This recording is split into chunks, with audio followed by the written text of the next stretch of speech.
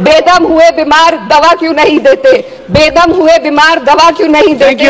तुम अच्छे बसिया हो, शिफा क्यों नहीं देते? मिट जाएगी मखलूक तो इंसाफ करोगे, मुंसिफ हो तो हश्र उठा क्यों नहीं देते? भारत के संविधान के आर्टिकल 38 भारत को एक वेलफेयर स्टेट के तौर पर पेश करता है और सरकार की जिम्मेदारी है कि बजट और उससे जुड़ी वेलफेयर स्कीम्स के जरिए इन आर्टिकल्स को हकीकत में लाया जाए। इसलिए यूनियन बजट सिर्फ एक आंकड़ों की किताब नहीं, बल्कि सरकार की प्राथमिकता और वेलफेयर स्टेट के संविधान से जुड़ी वफादारी का आईना है। सरकार की जिम्मेदारी है कि इकोनॉमिक पॉलिसीज, जिनमें बजट भी शामिल है, ऐसी बनाए जाए जो गैर बराबरी को कम कर सके और सबसे ज्यादा गरीब वर्ग को सहारा दे। बजट वो लाइफलाइन है जिससे शिक्षा, स्वास्थ्य, पेयजल, social security, SC ST minority, गरीबों की भलाई के लिए स्कीमें चलाई जाती है। मगर ये बजट को देखकर महसूस होता है कि ये भविष्य के निर्माण से ज्यादा हेडलाइन बटोरने का एक दस्तावेज है। इससे सबसे ज्यादा प्रभावित होने वाली वही लोग पीछे छूट रहे हैं जिन्हें सरकार के सहारे की सबसे ज्यादा जरूरत थी। वो किसान जो बढ़ती लागत से परेशान हैं, वो नौजवान जो बेरोजगारी का सामना कर रहे हैं, और वो औरतें जो निजामती रुकावटों से जूझ रही हैं, और वो गरीब जो महंगाई के बोझ के तले दबे हुए हैं। This government is proudly marketing the income tax exemption of 12 lakhs. But the question is, how many Indians even earn that much to benefit from it? Only 2.2% of Indian population pays direct taxes, whereas no relief has been given in regards to indirect taxes, the burden of which falls on everyone, especially the poor and weaker section of the society. This clearly shows that this is not an inclusive budget. GST की ऊंची दरों ने आम आदमी की कमर तोड़ दी है। जरूरत इस बात की है कि खाद्य सामग्री, दवा, स्कूल की किताबें और जरूरत की चीजों पर टैक्स कम किया जाए। पेट्रोल, डीजल पर टैक्स कम करने की कोई कोशिश नहीं हुई, जिसका सीधा असर हर नागरिक पर पड़ता है। आर्टिकल 41 कहता है कि सरकार को ये कोशिश करनी चाहिए कि वो अपनी इकोनॉमिक हालात और रिसोर्सेज के हिसाब से लोगों को रोजगार दे। इस बजट ने बेरोजगारी दूर करने की दिशा में कोई ठोस उपाय नहीं दिया है। नई नौकरियों की बात तो छोड़िए, जो पहले से थी वो भी खत्म होती जा रही हैं। स्किल डेवलपमेंट प्रोग्राम के नाम पर करोड़ों खर्च किए जा रहे हैं, मगर सवाल ये है कि ट्रेनिंग लेने के बाद कितने नौजवानों को असल में नौकरी मिल रही है? सरकार के पास इसका भी कोई आंकड़ा नहीं है। सरकारी विभागों में लाखों पद खाली हैं, मगर भर्ती का कोई प्लान नहीं है। आर्टिकल 45, जिसके द्वारा सरकार की जिम्मेदारी है कि हर बच्चे को 6 साल की उम्र तक फ्री और जरूरी तालीम मिले ताकि उनका बुनियादी तालीमी डेवलपमेंट सही से हो सके, जिसको संसद ने शिक्षा का अधिकार अधिनियम बनाकर और भी मजबूती दी थी, परंतु इसकी जमीनी हालत क्या है वो किसी से छुपी नहीं है। नगरीय क्षेत्रों में सरकारी स्कूलों में शिक्षक न होने की वजह से स्कूल बंद हो रहे हैं तथा दूरस्थ ग्रामीण क्षेत्र के स्कूलों में टीचर ही नहीं पहुंच पा रहे हैं।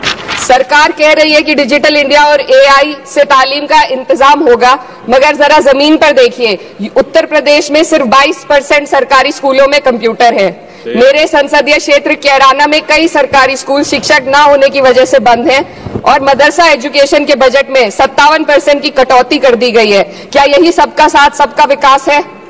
इसी तर्ज पर अस्पताल हैं जहां पर डॉक्टर नहीं है। आर्टिकल 47 अच्छी सेहत और जिंदगी के स्टैंडर्ड को बेहतर बनाने की आवश्यकता पर जोर देता है। राज्य की जिम्मेदारी है कि लोगों की सेहत और उनके वेलबींग को बेहतर करने के लिए जरूरी कदम उठाए, लेकिन हकीकत यह है कि इस बजट का सिर्फ 2% ही आम जनता तक पहुंच पाता है। शामली जिले में 84 डॉक्टर की पोस्ट स्वीकृत है, मगर सिर्फ 29 डॉक्टर काम कर रहे हैं और गायनोकोलॉजिस्ट मात्र 1 है। दवाइयों की कीमतें बढ़ती जा रही हैं, मगर गरीबों के लिए कोई राहत नहीं है। सरकार ने महिलाओं के लिए बजट बढ़ाने का दावा किया, मगर 81% इसका बजट सिर्फ पोषण योजनाओं में डाला गया है। महिलाओं के रोजगार, उनके इकोनॉमिक इंडिपेंडेंस और सुरक्षा के लिए कोई ठोस योजना नहीं बनाई है। बेटी बचाओ बेटी पढ़ाओ का बजट घटा दिया गया, जिससे साफ है कि ये सिर्फ नारेबाजी थी और कुछ नहीं। किसानों की बदहाली हम सबके सामने है, लगातार चलती आ रही है। 2016 में कहा गया था कि 2022 तक किसानों की आमदनी दोगुनी होगी, मगर 2025 आ गया और MSP पर कोई ठोस गारंटी आज भी दी नहीं गई है। गन्ना किसानों का बकाया अब तक नहीं मिल पा रहा है, और तो और उत्तर प्रदेश में अभी तक गन्ना मूल्य भी तय नहीं किया गया है। DAP, यूरिया और खाद की कमी से परेशान किसान आज भी सड़क पर प्रदर्शन कर रहे हैं।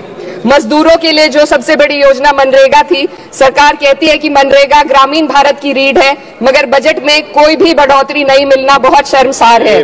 औसतन 44 दिन का ही रोजगार मिल रहा है, जबकि स्कीम 100 दिन की गारंटी की होती है।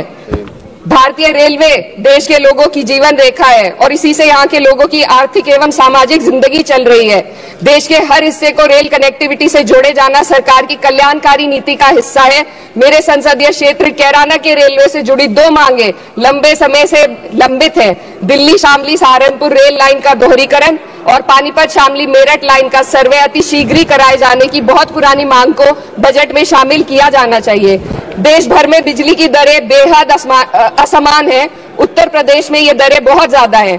देश भर में एक समान बिजली दरें लागू करने का प्रावधान किया जाए। रिवैम्प योजना में हर घर तक बिजली पहुंचाने के लिए LT लाइन बनाने का प्रावधान भी जोड़ा जाए।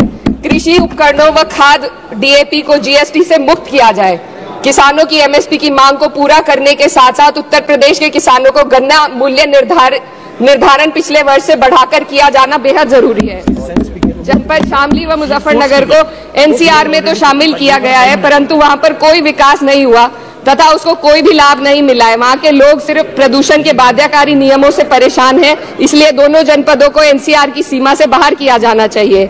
मेरे संसदीय क्षेत्र में मैं कुछ चीजें बजट स्पीच में ऐड करना चाहती हूँ। एक, ट्रॉमा सेंटर और जिला अस्पताल के अपग्रेडेशन की भी मांग है। जनपद शामली और सहारनपुर में एक महिला डिग्री कॉलेज खोला जाए।